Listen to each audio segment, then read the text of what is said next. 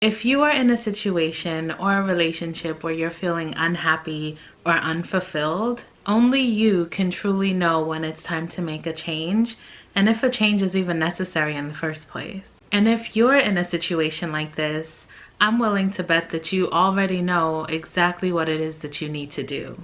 And yet here we are. I'm gonna walk you through a series of questions that you can ask yourself to help you decide whether you should stay and work things out with your partner, or if you should begin making arrangements so that you can walk away someday with your head held high. Hey boo, this is Mika, and I am pleasantly unbothered. I hope you are well. And I get it, so often, even when we know exactly what decision we should make, it can be super easy to second guess ourselves and start to wonder whether we're making the right decision after all. And when we're in love with someone, it can almost be too easy to have that love overtake our ability to make good decisions for our own lives. And that love can even be strong enough to sway our decisions against our own best interests, even in situations where the person we love is who's actually causing us an unreasonable amount of stress and unhappiness. I talked about this quite a bit in my videos about why I ended my engagement to my daughter's dad, because my feelings for him were actually what caused me to stay in the relationship for as long as I did, even when I knew that it wasn't working for me and I wasn't being treated right. I knew deep down that I wasn't getting the level of love and support that I desired and that I was giving to him. But I stayed because I was in love, as if love is ever enough. But there's no reason for you to make the same mistake that I did, because I'm gonna help you out.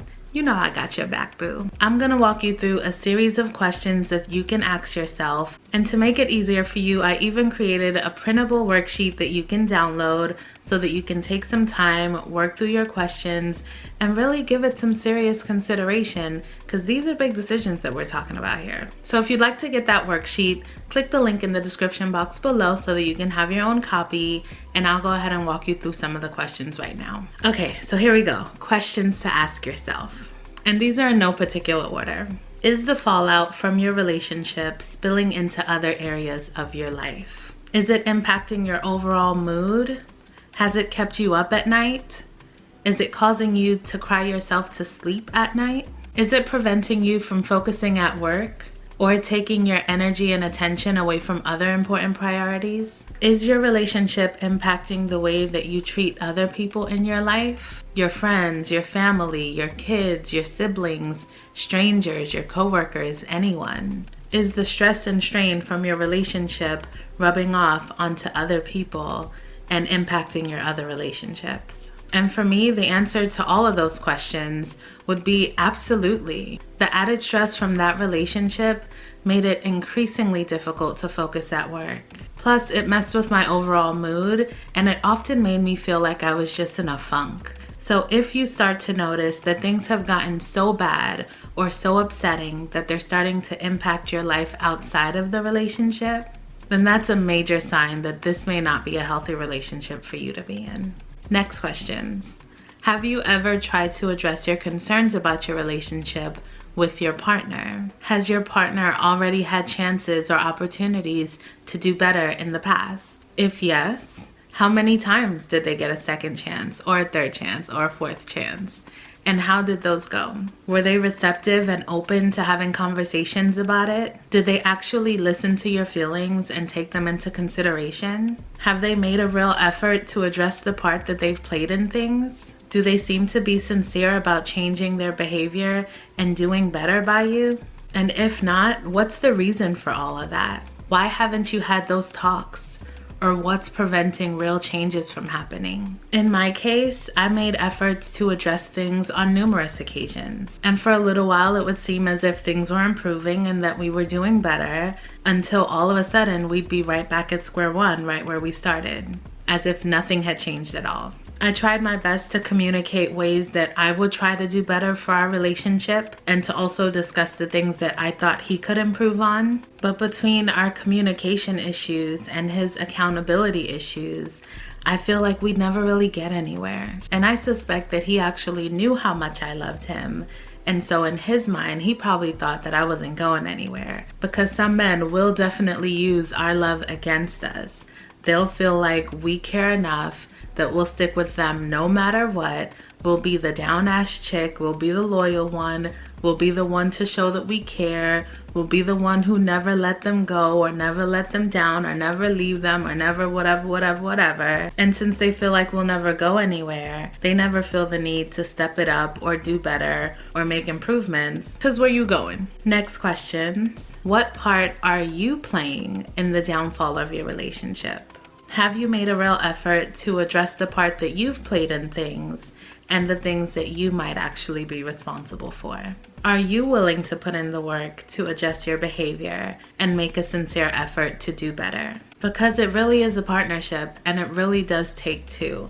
Yes, one party may be more responsible for some of the wrongdoing than the other, but each of us play a part in the way things work out, either by enabling certain behaviors or excusing certain behaviors or stooping down to someone else's level, and now I'm just listing all the things that I did. Doing the tit for tat thing is also pretty common and pretty toxic, so we all need to take responsibility and accountability for the things that we have done and the choices that we make. Next questions. Where do you see yourself in 5 years from now? What would it take in order for you and your partner to be in a good place in the future that you're envisioning? How realistic do you think it is that you and your partner can still be together years from now and be happier and in a better place than you currently are? What are your main reasons for wanting to stay? What are your main reasons for wanting to walk away? Look at that, I'm a poet and I don't even know it. Does the good outweigh the bad? Or do you find yourself constantly making excuses to explain why you're still in this relationship? And that's whether they're excuses to yourself or excuses to other people. Because some of the best lies that we tell are to ourselves. We can convince ourselves of anything because we know what we like to hear. It's like, yeah, Mika, he's a changed man. He's been through a lot. He just needs more love. He just needs more tenderness. He'll come around eventually. Yeah, Nika responds to that, so she listened to that for years. Don't be like Mika. Or at least don't be like that version of Nika. I wanted to stay because I loved him. And I was holding on to hope that things could change and turn into the relationship that we both desired and that we both deserved.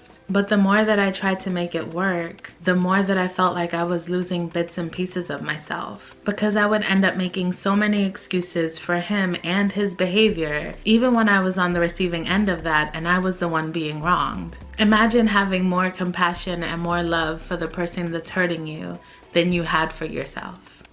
That's sad. Again, don't be like that, Mika. You don't want to be like her. Trust me on that. I don't think I mentioned this in any of my other videos about this relationship, but one of the things that made it crystal clear that I had to leave was that I knew that this was not the environment I wanted my daughter to grow up in. I didn't want her to be the product of an unhealthy and dysfunctional dynamic in our household, because oftentimes what we see growing up is what we end up seeking out and attracting when we get older. And I really didn't want that for her. That was no way for her sweet little innocent self to be introduced to the concept of love. For her to see her mom and dad struggling, just struggling. On some level, I knew that what my daughter needed to see more than her mom and dad together was her mom and dad living happy, functional, stable lives, even if it meant that we weren't doing it together. And as I've said before, my intention here is not to talk anyone out of their relationships. You are the only one who has to walk in your shoes and live your life. So please continue to do whatever it is that works best for you and your situation. My hope is that by sharing all of this, that I might be able to help someone decide whether it's worth it to stay with their partner and try to work things out, or potentially cut ties with that partner so that they don't continue pouring their time and energy and love and affection into a relationship that's not serving them and not bringing them joy. If you're dealing with this kind of situation, this is definitely a worthwhile activity to complete because it can really put things into perspective for you. So often our feelings and our love and our emotions will cloud our judgment and stop us from thinking clearly. And so by getting things down on paper, actually thinking them through, having questions to answer, and answering honestly, don't be lying to yourself now. But all of that can be incredibly useful in helping you sort all of these things out. Again, if you're interested in the full list of these questions, check out the link in the description box below to get your free copy. I would love to know your thoughts in the comment section down below. You know, that's one of my favorite parts of all this, hearing your responses, hearing your stories, continuing our conversations down there in the comments. So definitely let me know what you think.